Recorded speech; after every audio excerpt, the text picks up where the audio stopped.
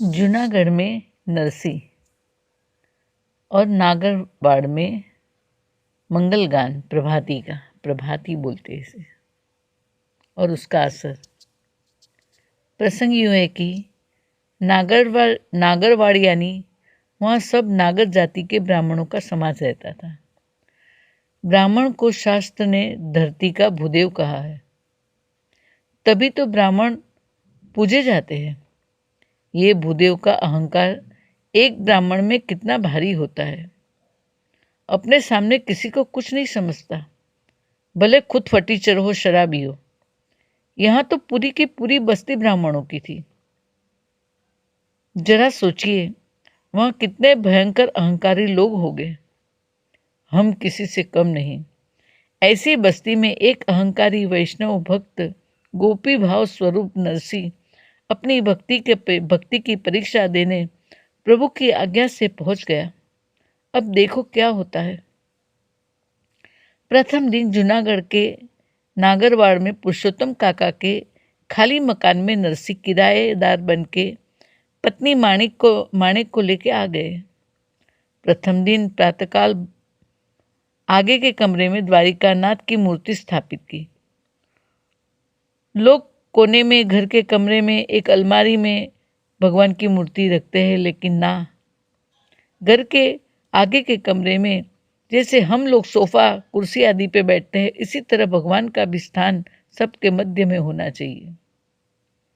तो द्वारिकानाथ की मूर्ति स्थापित की, फूल तुलसी चढ़ा के ध्यान किया और डायरी में लिखा, स्तुति की धी घणी समरिया श्री हरि गृहस्थना धर्मनो मर्म जानी। लक्ष्मीनाथनी नित्य सेवा करू साधुने संत जहाँ धाई आवे। भावशु विनवशु आणी दया मने ले प्रसाद कीर्तन गावे। गृहस्थ कैसे चलाऊंगा, ये बात यहाँ नरसिंह जी ने लिखी है। प्रभु का भजन करेंगे, उनके गुणगान गाएंगे और साधु संत आएंगे तो उनकी सेवा प्रसाद के द्वारा करेंगे। ऐसे मैं अपने गृहस्थ को चलाऊंगा।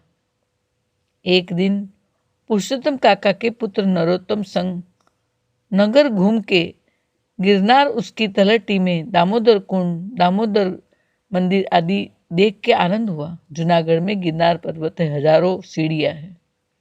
उसकी तलहटी में एक दामोदर नाम का कुंड है और वहाँ कुंड के बाहर दामोदर भगवान का मंदिर है। ये सब देख के नरसिंह को बड़ा आनंद आया। नरसिंह ने सोचा, कल से नित्य प्रातः यही स्नान ध्यान करूँगा। मंदिर में संत समागम मिलता रहेगा और भजन भी यहाँ रोज सुनाऊंगा प्रभु को। दूसरे दिन प्रातः धोती लोटा लेके नरसिंह ने दामोदर कुंड की दिशा पकड़ी। मंगल गान गाते चलने लगे। मंगल गान को गुजराती में प्रभाती राग कहा जा गया। नागरवाड़ बहुत बड़ा था। वहाँ नित्य प्रातः स्तुति गान होते थे, पर शिवजी के। वैष्णव स्तुति वहाँ के लोगों के लिए नई थी और नरसिंह वैष्णव भजन गाते हुए निकले वहाँ से मधुर राग में। हे जागने जादवा कृष्ण गोवालिया, तुझ बिना धेन माँ कौन जाशी।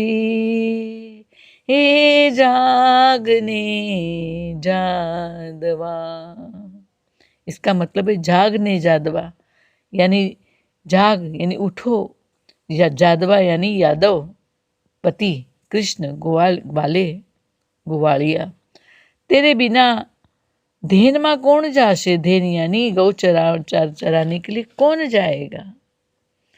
360 गो वाळ टोळे मळ्या, वडो रे गोवाळियो कौन थाशे। ए जागने जादवा।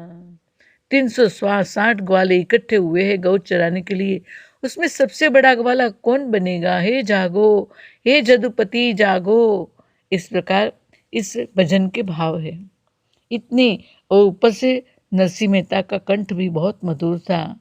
और कहते हैं कि वो जब गाते गाते निकले तो सब एक दूसरे को पूछने लगे, ये वैष्णव स्तुति इतने मधुर कंठ से कौन गा रहा है। वो मंगलगान करते करते दामोदर कुंड पहुँचे, वहीं स्नान ध्यान किया और फिर मंदिर में गए, भगवान के दर्शन किए, वहीं 2-4 भजन सुनाए। उसमें कहते हैं कि रोज भगवान को केदार राग सुनाते थे और भगवान प्रत्यक्ष होकर उनको अपनी माला उनके गले में पहनाते थे, अपना माला का प्रसाद नरसिंह मेहता के गले में पहनाते थे। उन्होंने दामोदर मंदिर में भी 4-5 भजन सुनाए और फिर घर आके घर में द्वारिकानाथ की सेवा करी और केदार राग गाया, जो राग है दर्शन दो घन श्याम नाथ मोरी अखियाँ प्यासी रे, दर्शन दो घन श्याम। मंदिर मंदिर मूरत तेरी, फिर भी न देखी सूरत तेरी।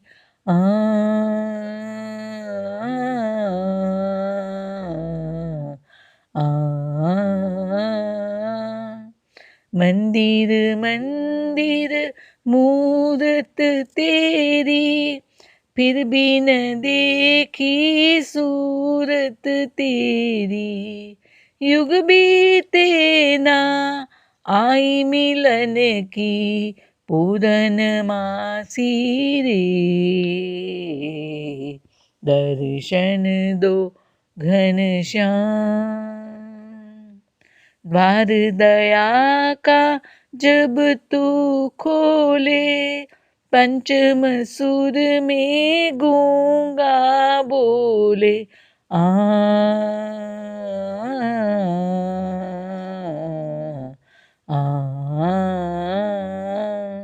द्वार दया का जब तू खोले, पंचम सुर में गूंगा बोले। अंधा देखे लंगड़ा चल कर, पहुँचे काशी रे, दर्शन दो घन श्याम।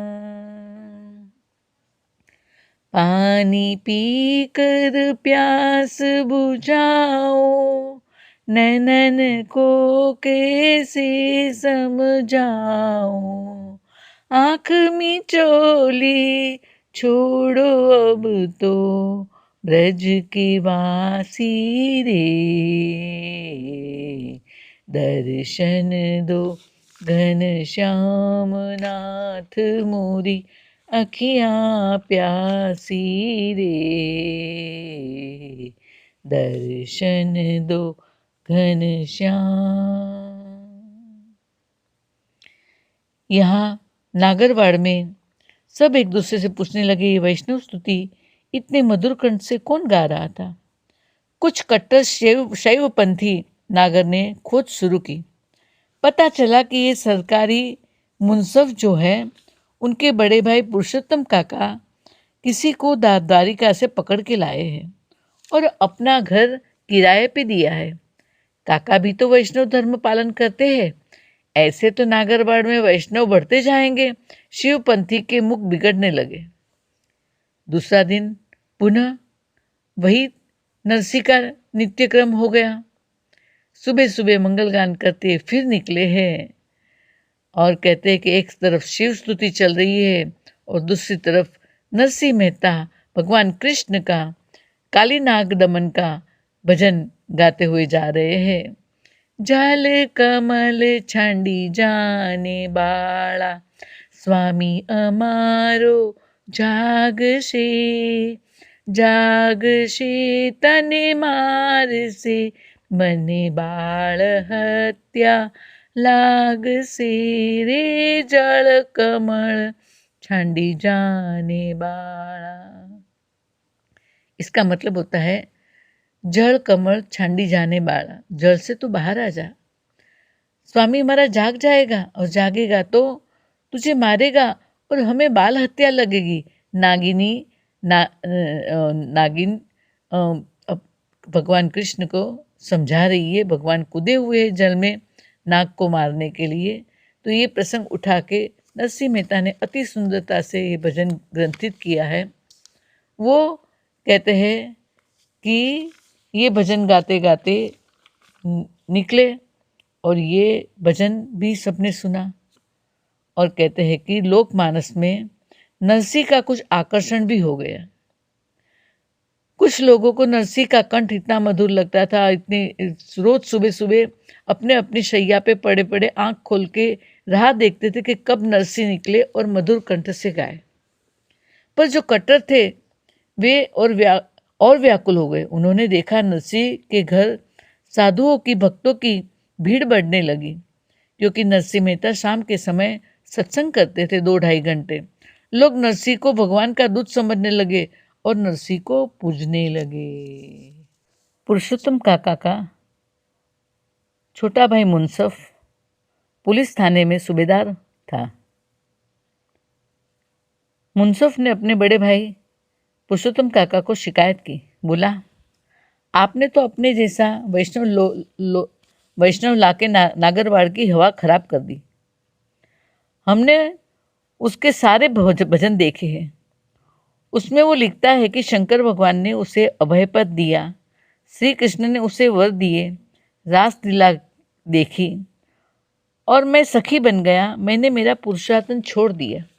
ऐसी चमत्कारों की बात बता के अपने को पुजवा रहा है। ऊपर से दष्टा भक्ति बताता है जो शास्त्र में है ही नहीं और श्रृंगार रस गाता है। सुन सुन के शर्म आती है। वो निर्लज्ज सबको बिगाड़ देगा। मेरी मानो तो नरोत्तम की पत्नी को, अपने बेटे की पत्नी को वहाँ मत जाने देना। आप उसे समझाना, बाकी मैं उसे बुलाने वाला हूँ। बड़े भाई बोले, सुनो, आदर और सम्मान से, क्योंकि वो ज्ञान वृद्ध है। मुनसफ कहता है, क्रोध दबाते हुए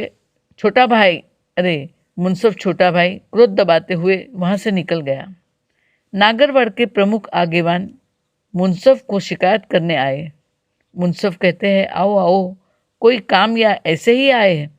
एक बोला, आपसे क्या छिपा है? दूसरा कहता है, सोने की थाली में लोहे की मेख लगी है। तीसरा कहता है, उसे पता नहीं हम नागर बच्चा होए न कच्चा। मुनसफ कहता है, वो भी तो नागर बच्चा है। गजानन कहता है, नागर बच्चा है पर बिगड़ा हुआ। मुनसफ कहता है, कैसे? गजानन कहता है, उसका पद बताता है कि उसने नागर धर्म और सब आचार विचार एक तरफ कर दिए हैं। उनका भजन बताया है, संतो अमेरे व्यवहारिया राम नाम का। संतो हम तो व्यवहारी राम नाम के। व्यापारी आवे छे बधा गाम गाम ना रे, यानी भक्त आते हैं गांव गांव से रे। अमारू वसाणु साधु सहु कोने भावे। हमारू वसाणु यानी विचार, मेरे विचार सभी को अच्छा लगता है।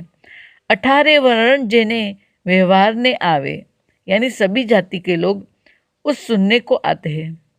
लाख करोड़ लेखा नहीं ने पार विनानी पूंजी। पार विनानी पूंजी यानी धन। तो नाम का धन लाखों करोड़ नहीं, गिनती न हो सके इतना नाम का धन है मेरे पास। व्यवहारू हो तो वहोरी ले जो, कस्तूरी छे सोंगी, यानी प्रभु का नाम लेना हो तो ले लेना, मैंने तो सस्ती रखी है। आवश्य ने खाता बहिमा लक्ष्मी वरनु नाम, तुम्हारे खाते में लक्ष्मी वर का नाम आएगा। चिट्ठी में चतुर्भुज लिखिया नरसिंह अनुकाम। चिट्ठी में चतुर्भुज का नाम लिखता है नरसिंह। गजानन बोला, मैंने उससे कहा कि नागर बच्चा होके यह क्या खा खेल रचाया है।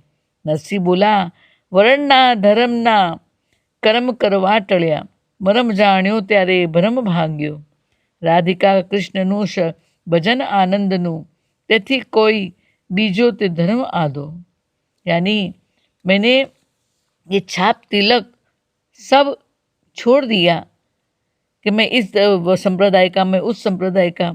मैं तो केवल राधा कृष्ण का भजन गाने वाला राधा कृष्ण का भक्त हूँ। गजानन बोला, बोलो साहब, अब कुछ कहना है? छोटे काका बोले, नागर, वो नागर के प्रमुख थे, वो कहते उसे नाद बाहर कर दो। मनसूफ हंसा, हम उसे बुलाते कब है कि उसे नाद बाहर करे? बात भी तो ठीक, तुम किसी को बुलाते ही नहीं तो उसको कहाँ बाहर करोगे?